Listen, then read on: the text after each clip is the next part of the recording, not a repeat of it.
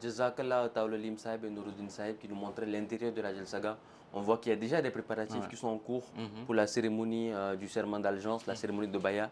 On rappelle que ce sera transmis en live, un jour sera présent. Et ce sera un moment très intense pour les milliers d'Ahmadis à travers le monde entier. Ils vont pouvoir renouveler le serment qu'ils ont fait avec le Messie promis, avec une connexion directe. Pour ceux qui seront sur site à Hadikatul Mehdi dans la Saga, ils pourront être en contact direct avec le calife et cette connexion sera transmise de personne en personne. Donc vous pourriez voir ça sur MDA français, c'est un moment très intense en émotion. Il faut ajouter qu'au-delà du site de Jalsa Salana, ce sont les plus de 210 pays où la Jamaat islamique Ahmadiyya est implantée. Les gens seront actuellement en position et attendent ce moment pour renouveler leur engagement vis-à-vis du message que le Messie a apporté et qu'il est en train de transmettre au monde entier. C'est vraiment un moment spécial pour nous. Oui.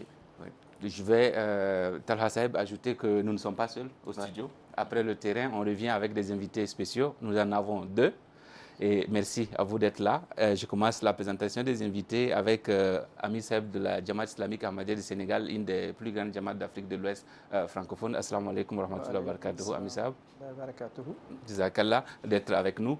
Et à côté de Ami Saeb, nous avons un autre invité, aussi venant du Sénégal, El Hadj Malik Ba. El Hadj Malik Ba est chargé de communication et des affaires internationales de son éminence, le calife général de Bambilor. Merci d'être avec nous. Salam alaikum wa rahmatullah. Wa alaikum salam wa rahmatullahi ta'ala wa barakatuh. C'est un plaisir pour nous de vous recevoir et de partager avec tous les téléspectateurs les échanges que nous allons avoir sur le thème de la Jalsa Salana. Et le thème de la Jalsa Salana, c'est l'amour d'Allah dans le service de l'islam. Donc nous allons partager des idées, partager des exemples concrets et surtout des situations en lien avec votre pays. Je pense que les téléspectateurs seront très contents d'avoir des informations. Et ce qui m'amène à poser la première question à Ami Saeb et sur laquelle vous aussi vous allez rebondir certainement. C'est comment servir l'humanité. En même temps, comment le service de l'humanité peut-il montrer notre amour pour Allah? Comment on peut servir l'humanité et montrer en même temps notre amour pour Allah? Ami Saeb. Vous savez, notre très cher calife, tout dernièrement, dans un de son sermon de vendredi, il a cité un hadith du saint prophète sallallahu alayhi wa sallam, que le jour de jugement, Dieu demandera à un de son serviteurs, ou bien que pourquoi tu n'as pas remercié à telle personne? Il dira, oh mon Dieu, moi je croyais que c'est toi qui m'as donné tout, donc je t'ai remercié. Et Allah dira non, si tu avais remercié celui qui j'ai envoyé comme une source, c'est comme si tu m'as remercié. Donc, si vraiment nous sommes fidèles et croyants et nous sommes véridiques dans notre revendication d'être croyants et amoureux de notre Créateur Dieu, il fallait que ça montre des signes dans notre vie de tous les jours. Vous savez, quand un viande est en train de griller, il a un parfum. Mais quand il y a un viande pourri, il a une odeur. Donc, c'est le parfum et l'odeur qui va vous faire définir c'est quoi. Donc, nous, c'est le parfum de l'Ahmadiyyat. C'est les actions de tous les jours que nous faisons. Et c'est ça qui définit quel niveau est de notre croyance. Et c'est ça qui est primordial, c'est ça qui est essentiel pour nous, d'avoir l'amour d'Allah en passant par l'humanité. Jazakallah, Ami Saeb. El Hadj Saeb, comment est-ce qu'on peut, le service à l'humanité peut montrer notre niveau d'amour pour Allah? Alors moi, je vais juste rebondir sur les paroles de son éminence l'émir, que je remercie déjà pour l'accueil, pour l'invitation, pour tout vraiment. Je suis là pour représenter notre calife, Thierno Amadou Ba, calife de Bambilor au Sénégal. Donc l'humanité, Dieu, il a créé l'humanité. Donc c'est qui l'humanité? Donc nous sommes des descendants de Dieu. Maintenant, si on se dit, s'il y avait Dieu, on allait faire ça, on allait faire ça, on allait faire ça, et qu'on n'a pas Dieu, et que Dieu a une créature qui est là, par exemple les hommes. Donc on peut adorer que, parce que vu qu'on ne peut pas adorer directement Dieu, le toucher, sentir qu'on est en train de l'adorer, on n'est pas sûr que l'adoration qu'on fait, c'est accepté ou pas. Maintenant, les hommes avec qui on est ensemble, les hommes avec qui nous sommes là, donc on doit montrer cette adoration envers ces personnes-là. Par exemple, l'émir qui est là, l'aider, c'est comme si Dieu était là, c'était l'aider. Parce que c'est à travers l'humain, à travers la personne, qu'on peut montrer réellement notre adoration envers Dieu. On peut, par exemple, l'émir qui a besoin de quelque chose, ou qui est malade, ou qui a besoin de quoi que ce soit, et que moi, je suis là pour l'aider, pour l'accompagner, pour l'assister. Donc, c'est ça, en fait. C'est pas seulement s'enfermer quelque part pour dire je vais adorer Dieu, mais en adorant Dieu, ce qui est plus sûr d'après moi, c'est le fait d'être là avec les personnes. On est sûr que la personne, par exemple, je l'ai aidé, il est sûr que le problème qu'il avait s'est résolu. Donc là, alhamdulillah, il n'y a pas meilleur moyen d'adorer Allah que de passer par sa créature. Ouais, c'est exactement le thème de la Jalsa Salana d'Angleterre de cette année, l'amour d'Allah par le service de l'humanité. Mais Bourbissa, nous, dans la communauté islamique Ahmadiyya, il y a un accent très important dans le service à l'humanité. On a plusieurs branches, Humanity Force par exemple. On a aussi d'autres associations comme IEEE aussi, qui essaient de servir l'humanité dans les régions assez lointaines. Quelle place ça occupe réellement dans notre religion, dans notre communauté? On est tous d'origine différente ici. Mahmoud Sab, il est burkinabé. El Haj Malik Sab, il vient du Sénégal. Vous êtes pakistanais comme moi, mais vous vivez au Sénégal. Donc, en fait, quelle place ce service à l'humanité occupe aussi bien dans notre religion que dans notre communauté? Vous savez, ce sont l'humain qui a divisé les pays, donné les définitions. Nous tous, nous sommes des humains d'abord. Et le soleil brille également pour tout le monde. Et le feu brûle à tout le monde pareil. Il ne fait pas de différence sur rien.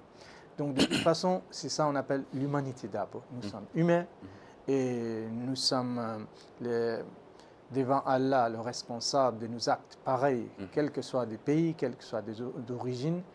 Et effectivement, comme c'est impossible de revendiquer, de dire nous croyons Allah, nous aimons notre Créateur, et de l'autre côté, détruire la créature d'Allah ou bien de ne pas de se soucier d'aider le créature d'Allah. Donc, c'est quelque chose qui est très, très important. Le Messie premier, alayhi salatu wassalam, dit, si un côté vous trouvez qu'une maison d'un hindou qui est en train de brûler, qui a pris le feu, et que toi tu dis, moi je vais aller prier, Dieu n'acceptera pas ta prière. Tu dois aller d'abord éteindre le feu, c'est ça qui est ton ibadat. C'est ça qui est plus important. Donc, pour nous, c'est par le grâce d'Allah, alhamdulillah, comme vous avez dit, l'Humanity First, IEEE, quand le Saint-Prophète, le meilleur de l'islam, c'est de nourrir celui qui est dans le besoin.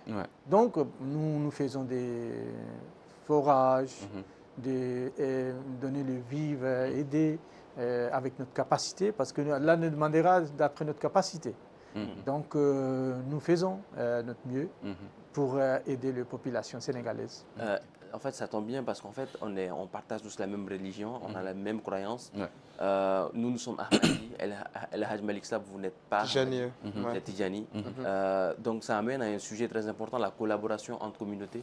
Vous êtes tous les deux du Sénégal. À quel point est-ce que vous pensez qu'il est important de pouvoir collaborer ensemble en tant que musulmans surtout, pour le service à l'humanité, pour pouvoir aider les populations démunies, pour pouvoir aider les populations lointaines en Afrique?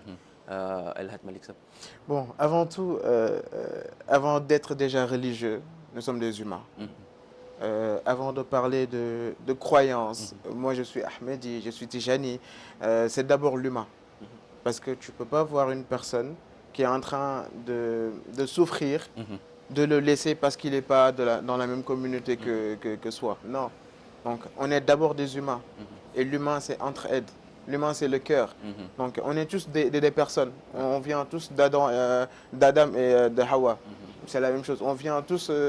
si, par exemple, on mettait un goutte de sang, on le met quelque part. On met le goutte de sang d'une personne Ahmedi, goutte de sang d'une personne Tijani ou d'un même chrétien, et qu'on met tous en même temps, on ne peut pas savoir c'est le goutte de sang de qui. Le plus important, c'est d'abord l'humain. Maintenant, après l'humanité, vient la croyance. Chacun a ses croyances, chacun a sa façon de voir les choses, chacun a sa façon de s'exprimer, de s'expliquer. Même les goûts, les sentiments, comme on a l'habitude de dire, les goûts et les sentiments ne se discutent pas. Exactement. Donc chacun doit accepter la conviction de l'autre. Bien sûr. Pour vivre en communauté. Oui. Oui, et c'est quelque chose, vous, c'est votre première fois que vous êtes à la Jalsa Salana d'Angleterre. Vous voyez qu'ici, on a plusieurs origines différentes, plusieurs ethnies différentes, plusieurs foi différentes. On a tendance souvent à dire que dans la Jalsa, il n'y a que des Ahmadis, il n'y a que des musulmans. Mais on a vu hier avec le discours des invités qu'il y avait des juifs, il y a des diversité. Il y a une forte diversité. Comment vous percevez ça? Et puis, comment vous le vivez surtout parce que c'est votre première expérience? J'allais même compléter la question pour dire qu'est-ce que votre pays, le Sénégal, pourrait partager comme expérience au monde entier? Parce que jusque-là, on n'a pas entendu qu'il y a un conflit interreligieux, une confrontation interreligieuse dans votre pays. Mais non loin de vous, il y en a. Donc, qu'est-ce que vous pouvez partager avec nos téléspectateurs et avec le monde entier comme expérience? Bon, déjà, je suis un peu perdu parce qu'il y a beaucoup de questions à la fois, mais j'essaierai quand même de faire de mon mieux. Déjà, le Sénégal est un pays qui a une base très solide donc, dans la religion, donc dans la croyance. C'est ce qui nous permet de pouvoir vivre avec tout le monde. Nous, au Sénégal, on est à 5% de chrétiens et 95% de musulmans. Et pourtant, quand il y a Pâques, nous sommes tous ensemble. Quand il y a l'Aïd, nous sommes tous ensemble. Donc même, par exemple, nous, notre calife de Bambilor Thierno Amadouba, récemment, il a été voir on travaille ensemble avec, comment ça s'appelle, le Vatican. On travaille avec le Vatican. On travaille avec toutes les religions confondues. Récemment, on a organisé une conférence à l'université de Dakar, donc sur la diplomatie religieuse. L'émir était présent. Donc il y avait des chrétiens, des juifs, des diplomates, il y avait tout le monde. Donc au Sénégal, en dehors des religions, on a des confréries.